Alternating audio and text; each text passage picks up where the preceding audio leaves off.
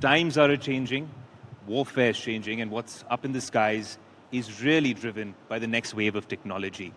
Now, we're talking about unmanned aerial systems, but we have plenty of people out here, so our jobs are not in jeopardy here, Vishnu. But last in, first out is what they say in technology.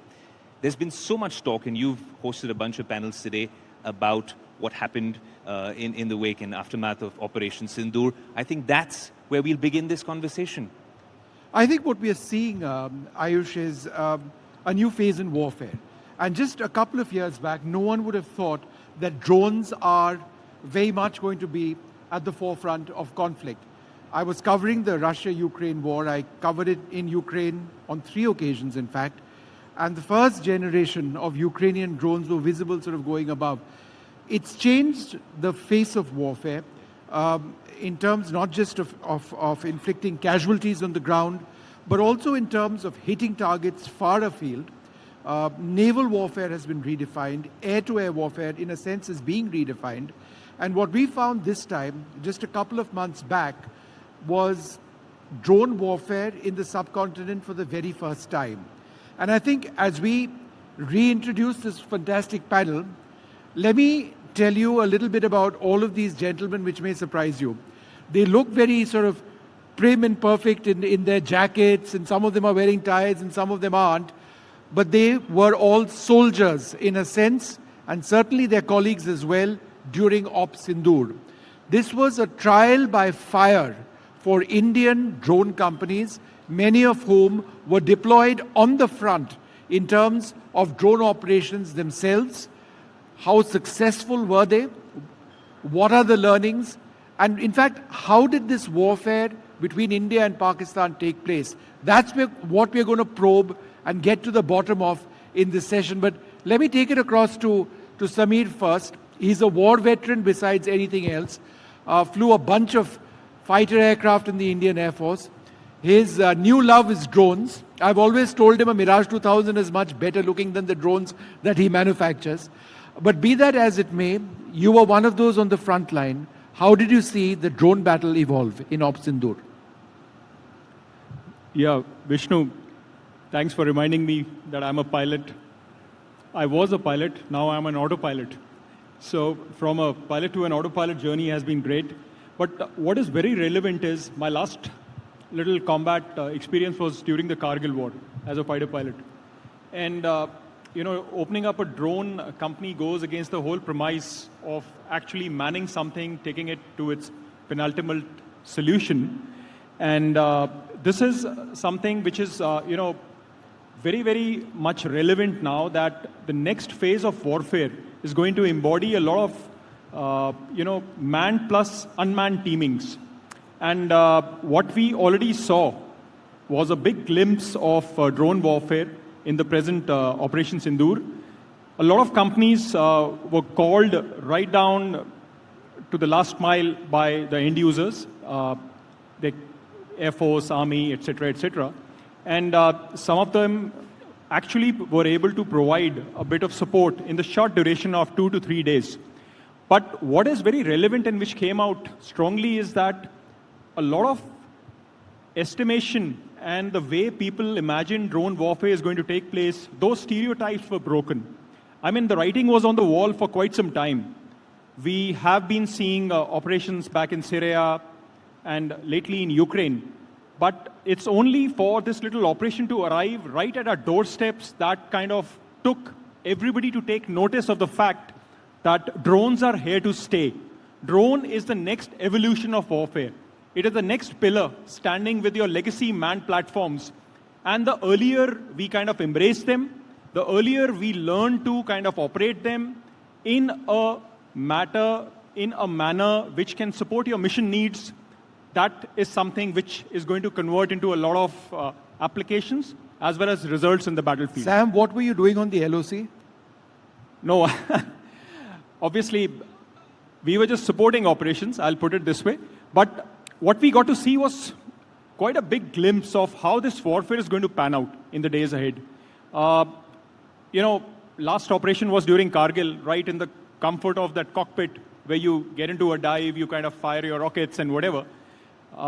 But this time, I did get to see a lot of armament exploding around. And that is when it gives you, the reality is that it is very pertinent that we need to have a robotic layer between us and the enemy. And this is the way the warfare, the doctrinal shift in warfare is happening. In the next 10 years, people who can learn to operate in that space between us, or rather you and the enemy, and cover that space in robotic platforms, unmanned, uncrewed systems, and the earlier you do it and map it to your mission needs, the more powerful results will kind of come into play. I'll give you context, which is very relevant. The first day was a war of aircraft versus aircraft. Within 3 hours of once we launched a barrage of platforms, the PAF was standing. Where did the PAF vanish the next day or the day next to it? And by the third day, as the Vice Chief put in place, 50 missiles were good enough to, pack the stuff up for them. So the next evolution is going to be people who can learn to play within that space where the enemy Air Force and your Air Force is. And mind you, it's going to be very far off distances. That is where the gain and the mission is actually going to, comply and get into this. So Okay. this is where unmanned aviation is heading. And the earlier we kind of catch it and understand this, the better for us. Rahul, since we are talking about the next generation of warfare, so to speak, and we spoke of Operation Sindoor, we saw some of the products that you were displaying earlier, and we had a chat about this as well.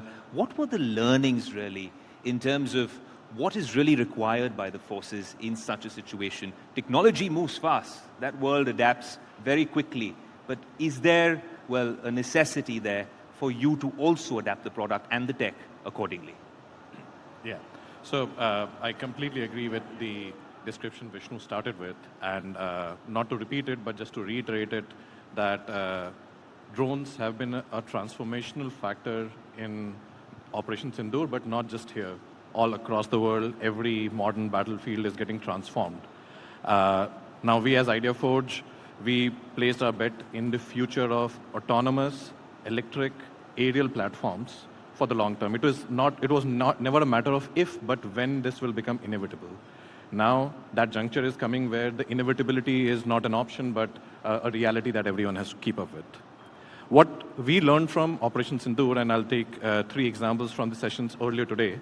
One was the presentation by the Army Commander Northern Command, where some of the products were shown, and we were proud to have some of our products shown there. That means our products were used and were relevant there. Let me rephrase that for him.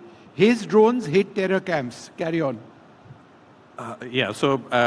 They played some role in the whole operation. But I then go back to the session that Vishnu had with the Defense Secretary, where the Defense Secretary countered the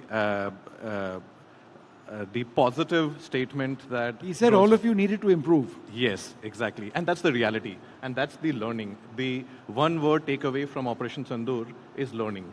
And if all of us take that context of learning, I think we'll be much better. And the third example comes from the same conversation with our Honorable Defense Secretary, where he mentioned that a few weeks after Operation Sindoor, the whole industry was called to try out solving for this new environment. And a few Indian domestic companies were able to provide that solution.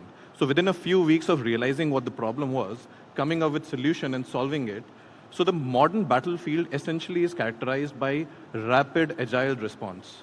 You don't know what will work black and white. It is said that in Ukraine, some technologies have obsolescence period of 90 days. So that's just transforming and changing the way you think about product development. And companies and technologies and ecosystems which can enable that part are very, very important. And hence, this whole thing ties to the whole indigenization part, because the ability to move that fast means you need to have control over the core technology. Otherwise, you can't evolve at the pace at which the... people say you have to evolve at the pace of relevance. Otherwise, you'll become irrelevant. So 90 days, think about it, Ayush. Technology, drone technology in Ukraine, in 90 days, it's finished, it's over. Because there are counter drones, there is a system of jamming in place, and something which works very effectively in 90 days is obsolete. Think about that. It's unbelievable. When you mentioned the system of jamming, and especially from a countermeasure, Amit, I want to get you in on this, because while we're talking about adapting to the fast pace of how technology advances, there's also countermeasures that need to be considered, and also how that whole process adapts as well. Could you really chime in and tell us how crucial that is for even Rahul and company to really incorporate that in their product development? Sure. So firstly, thank you, NDTV and all of you to have me over. When we talk about drone warfare, we usually end up talking only about the drone. And then we miss out the main part that when we are using drones as a weapon, it's going to be used against us as a weapon as well. So when we are talking about that, we need to have enough measures to defend ourselves against a drone attack as well. And that particular technology, when I have to bundle it together, it's a very complex one. First, you need to detect the drone. Then you need to identify and recognize that drone, whether it's a drone or it's a bird. And then apply all your algorithms and then implement countermeasures. Now this whole scenario becomes very, very complex when it comes to war-like situation. You're not knowing what to expect. What frequency the drone is going to operate at, what anti-jamming technologies that the drone is adapt with. So all of these, you need to be, again, like he said, 90 days, yes, obsolescence in technology revolution is something which is happening not only in the drone space, but even on the countermeasures. So you need to adapt to what drone platforms may get evolved into, and you need to be adapt to make sure that you're doing concurrent engineering at all times to make sure that you are not only recognizing your threat, but also able to counter that threat. Now, this is where the space becomes very, very tricky. Mr. Agarwal, you've focused a great deal on wireless engineering solutions. And that's critical because the premise of drones to a large extent has been data links, wireless connectivity, and that's what an unmanned platform is really meant to be. But given the fact that jamming is such a reality and is really keeping a pace in many cases with the success of wireless systems, and you actually have tethered drones now, once again, in vogue, because people believe that, nothing beats a wire. You can't cut it that easily, even though they're trying to do that. In the battle between wireless technologies and wired technologies in the drone space, who's winning? Thank you, Vishnu. Thank you, Ayush. Thank you, NDTV.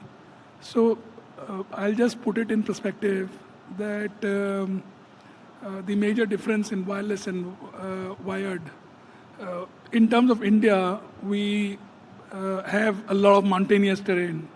So fiber technology, fiber-based drone communication wouldn't really be very helpful in India. Only about 10% or maybe 20% of drones could be used in deserts or areas where we do not have obstruction. But areas where we have, most of the areas we have a lot of obstruction. So wired is not something that really in terms of drones works here in India. Tethered drone, when you say, is more for functionality like maybe communication repeaters or some ISR application, which is static. Tethered cannot be mobile. Wireless is probably the only option. Wireless is now becoming there's a lot of advancement that has happened over the decade. The previous communication platforms used to have very low data bandwidth, so your video streaming was a challenge. We were all using Wi-Fi based frequencies, or maybe we can say ISM band frequencies to operate drones. This is not the time now for the defense forces to anymore use these kind of stuff, because we have very, very advanced radio technologies that have been time tested, even in India. Like the biggest threat is EW. Like we are using our EW to counter adversaries, drones, and all the unmanned platforms. They are also using the same. we cannot say that Pakistan has an inferior technology just because they deal with China and Turkey. They equally have technology coming from US, they have technology coming from the other developed nations. So they also have good EW systems that can counter us. So we need to be progressive enough to ensure that our communication is undetected most of the times. Yes, you cannot 100% guarantee, but most of the times it should be undetected and not jammable. So that is the most important part in coming times. You know, Samir, there are lots of key technologies that New Space, your company, is working on. Number one, swarm drones, where you've got a hive of drones working together to actually hit targets. If one drone goes down, that's okay. If two drones goes down, it's okay. You've got redundancy. I think that's why you've got... How smart are your drones? Are they able to decide which target to hit? So Vishnu, swarm drones, it's a nascent tech which is now just got its wings. You know, people are, all across the world, people are struggling with the same fact. How can you make a large bunch of autonomous drones which can work together, carry out a certain mission needs? But what is coming out very univocally from campaigns like Ukraine is that, and I'll give you an analogy. You know, there are, within the 1 kilometer front, there are close to about 300 to 400 drones in Ukraine, and all of the FPV class. Now, to maintain those 300 to 400 drones, you require at least 50 to 60 operators always present there. Now, that little operation by 50 people who are dedicatedly carrying out drones which can do kinetic or non-kinetic effects is kind of bringing to standstill a lot of ops from the other side. Imagine that the same effort now transgresses to a bunch of drones who have that intelligence to kind of share data amongst each other. Let's say they pick up something, they can disseminate what that thing is. It's a vehicle, it's a human, it's an artillery gun. So that is there. Thereafter, they can divide the workload. Okay, I've seen something here, and here is where I don't have the payload for that. So some other drone from somewhere else will, within the same swarm, can kind of go and carry out that air-launched effect. So the intelligence for swarming largely leads to something called saturation effects.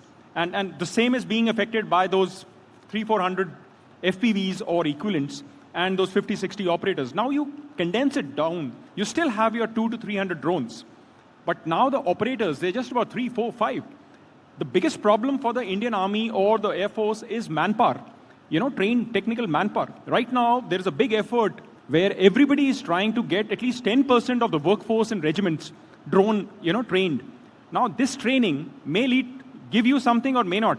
The main work for that soldier in the regiment is to fight his war, not kind of get distracted by further functions where the combat effectiveness of the unit goes down. So this is where swarm drones, a large number of drones working autonomously, can actually not only solve the problem for the manpower and other things, but also make sure that you are able to saturate, you're able to kind of go create the right combat mass over the battlefield and impose more punishment on the enemy than he can do on yours. And it becomes very expensive for him to shoot down a large number of drones. And it's like the last man standing. Till the time in a decentralized swarm, he's not able to take down the last member down, the show is on. This is what is very visible now in Ukraine. Yeah.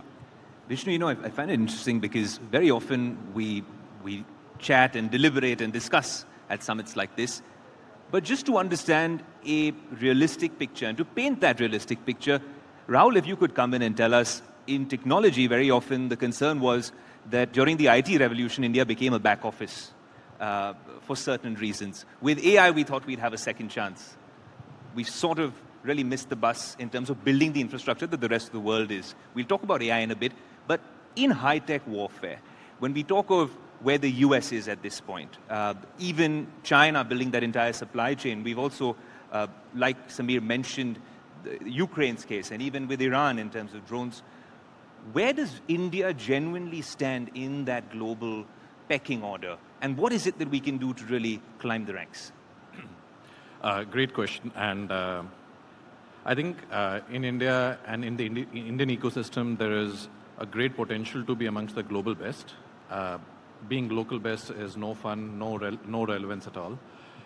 Connecting this to the whole point of rapid response that I spoke about earlier, what happens is, even if the technologies get evolved fast enough, technologies don't mature in labs. Technologies mature in the field. So the pace of procurement, the pace of trying, failing, and evolving has to match that part. And what the Western world and probably China have mastered that part is the pro-technology adoption approach. Not necessarily solving it everything the first time. I often hear that a lot of the Israeli products really matured themselves by using them in India. So India actually matured those products which are being used globally. And similarly, the MQ-9 Predator, it seems the first batch, 50% of them would not have survived their technical life because of failures. But sticking with it, going through iterations, because maturity happens in the field. So as long as that ecosystem synergy happens, that adoption, trying, and evolving happens at the same pace of relevance as the technology's relevance, I think we are heading in the right direction. Let me ask you, sir, a little bit about naval warfare, because the drone scenario when it comes to naval operations has transformed the face of naval operations. We've seen any number of Russian ships sunk by the Ukrainians using, relatively inexpensive drones. How worried do we need to be in the maritime drone space, and are we adequately protected? So currently, according to me, the naval warfare, the drone involvement into naval warfare is pretty complex, for the fact that the conditions are completely different. We are looking at extreme amount of wind. We are looking at corrosion. We are looking at very, very different kind of tech preparedness when it comes to drone technologies and building a drone for naval warfare. So I would say that our preparedness, according to me, is building up, and we would be currently prepared, but to a large extent, the dependency on naval warfare using drones is still lying abroad. There is an evolution of the domestic industry which is happening, and I think in a very, very short time, we should be right there where we require us to be, basically. Samir, it's kind of interesting because, you understand, you've really covered the whole gamut in terms of figuring out the entire defense sector. And in your conversations, especially, with defense personnel, when it comes to building some of these products and we're coming up with solutions, how often is it, let me rephrase that, how crucial or imperative is it to articulate what the want is versus what the need is, especially when we're coming up with such critical systems? Yeah, that's a great point. And mind you, everybody sitting on this stage is actually struggling with this question. What is the need and what is the want? So just to clarify, in what we understand is that when we are looking at starting research and development in a certain vertical, in a certain zone, we try to map every engineering effort to actually a specific need. And the need can be as, it cannot be precise right from the word go. It kind of should be very generic. Okay, this is for a certain service. Let's say it's for the Air Force, and the Air Force wants a system to be built which can go, let's say, 1,000 kilometers. And thereafter, it should be able to do certain effects. That is about a half a page, a half paragraph of what that particular need is going to be, is to be written down. But where we get kind of perplexed is when we have started to do this, this is further dissected by the end user. And especially in zones, certain areas which are very nascent, blue sky technology, blue sky is research, where nobody knows what is the end state of a product which is required. This kind of, makes us roam around in a bit of circles. To give you an example, if the end user takes over the full format of something which is not available in the market, right down to the nuts and bolts, he's taking away our creativity and focusing us to box down into compartments which actually may not result into the engineering effort or into a product which is actually required to create the right impact on the battlefield. So this is what we definitely look forward from the end users, that they should specify largely, give us generic QRs. Please don't go after, I want this specification of X, Y, Z. Please allow us. There are so many companies, putting everything what they have. Mind you, a lot of these private sector companies don't have captive funding, and no big names stand with people like us. It is more pertinent and important, hence, that our engineering effort has to, right from the word go, aligned to a mission need. And not that we have to course correct and we get down into tipsy-turvy maneuvers, and throughout the day you would have heard how HAL is struggling, maybe the communication is wrong, and a lot of things. So we definitely are looking forward for our nation to progress further. We require crystal clear requirements which do not hamper the effort of the private sector to innovate and kind of be creative in the way how they can give a product out which is world-class and not just specific to a certain stage or a certain number of years. Mr. Agarwal, there have been so many reports in the past on how Indian drones have Chinese components, whether on occasion it's engines or other parts. Is that a fact? And that at one level would be fairly unacceptable for our defense services. That being the case, are we looking to replace some of that technology with Indian systems? I think it's not about Chinese components just. So there are certain dilutions given from project to project in terms of Chinese components. The bigger problem is the shadow that comes in the front, where good big players invested huge amount of money in development and then competing with actually a product selling under Making in India actually is Chinese. So rather the problem is not those one single, maybe some small component with China, because China is a part of the ecosystem now, global ecosystem. A lot of components that others have stopped making. It is more important that the forces dig and start evaluating the product more diligently and not allow something that is Chinese into our system, because our adversaries are all using Chinese stuff. And Paras Defense will very specifically point it out that anti-jamming system actually picks up the signatures. Every product in a drone has a signature. A motor has a signature, a battery has a signature, an RF has a signature. Every subsystem of a drone has a signature. So it has to be that national interest in the industry to adapt to national interest. I mean, we should not compromise as an industry to components that has signature and might be prone to jamming or detection. That's the most key important point. Vishnu, I'm very curious. Everyone's talking about how AI is changing the world, and there have been instances in warfare as well where it has been deployed. Machine learning algorithms, like Amit was mentioning about countermeasures and counter-defense systems. Just to get an understanding from everyone on the panel, how much, especially in the aftermath of Operation Sindoor, how much is AI and machine learning, some of this disruptive tech, being used in modern warfare? Rahul, you'd like to take that? Yeah, so... And if it is, just to flip that argument, what are the pros and cons? There are downsides as well and concerns. Yeah, so the most popular picture of AI is ChatGPT, right? Yeah. That's what people relate to when you talk about AI, maybe something which is conversational assistant. But AI can be implemented in such transformational areas, and AI in robotics is something which is transforming the way robotics is built grounds up. It is possibly substituting certain knowledge gaps.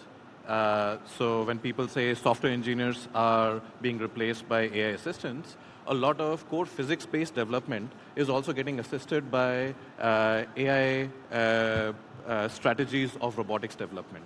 And I would, for common understanding, draw a very close analogy to the self-driving car roadmap.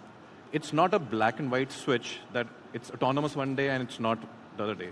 If you look at the roadmap of autonomous cars, they have 5 levels of autonomy, going all the way to full self-driving. A full self-driving is equivalent to a drone taking decisions by itself and concluding it.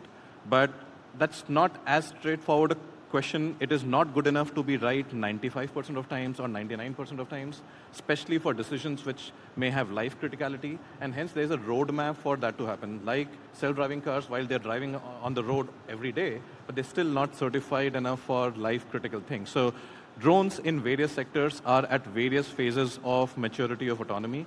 Some are at level 3, some are at level 4, and some are at level 5, but are they independent enough to not have a man in the loop? It's a judgment that the user has to take in terms of the decision which has to be taken. Well, I'd like to thank all of you very much for joining us. I think the one aspect of this which we didn't really get around to discussing, and perhaps we'll do that with you next year, is the ethical use of drones when it comes to decision making. Should a machine be deciding who should be targeted? And if so, how does that algorithm work? It is a huge dilemma. If there's not a person, an operator in the loop, but a robot essentially deciding who to kill and who not to kill. It's an incredible ethical dilemma. We've already seen the use of fully automated drones in the Russia-Ukraine conflict now. So perhaps that's something to reflect on. But once again, wonderful to have all of you here for this NDTV Summit, and all the very best for you and everything that you offer the Indian Armed Forces. Just on the lighter side, on the civilian side, You made a drone that knows who to kill, right? No. So on the lighter side, on the civilian side, there are drones who are deciding who to fine a traffic challan by looking at the traffic violation and generating a challan for you. Right. Thank you very much. Thank you very much indeed. Thank you so much. A big round of applause.